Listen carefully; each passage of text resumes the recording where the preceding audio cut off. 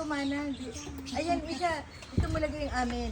Sige, Ito kumalis may ka iwan sa sa'yo. Ha? Palamigin mo Uy, muna. it's mamaya going on. pag-ulan. Ayan, hinog na yan. Natakot. Ay, ganda. Hindi na. Isang pa.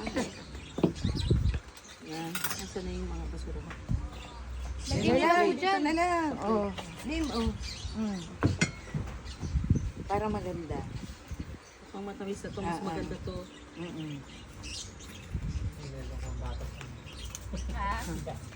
Gata sa'yo kaya tao. Wow, bongga na si Tita. Paras pala tayo ng lipstick, titaan. Yung ano, buto. Oh, ito yung buto. Yung buto ko, mas maganda yung... Ayan. Kasi hindi siya Baka mahiwa na naman ako. Bakit? Kasi po mat kasi yan. Where's my mango? Sa lips siya diretso. Di ba nila kasi yung kanina nilagay. Fresh from the tree. Papaya. Uy, this is from our tree. Sarap. It's so good. Ang tamis. Ito na may mango. Bunga na agad. Ayun pa na. Ay, hindi pa. Hindi pa. Madami hindi pa. Magbalapad siya. Magkukulay pa siya na. Itong ano, mangga namin ito.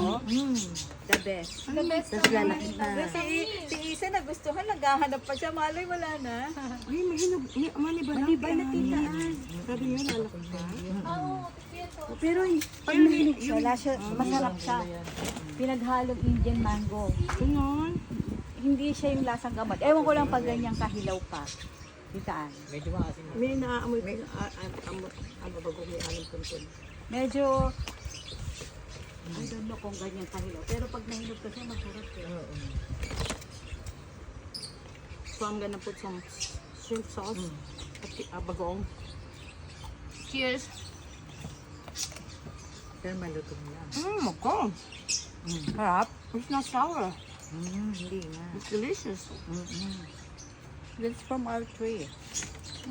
Sarap. Ang tamis ng papaya. Ang tamis ko. Thank you. Sigurado matamis. Inday is our Ang tamis. Saan galing to? Dito? Oo, kinuha. Thank you, Inday.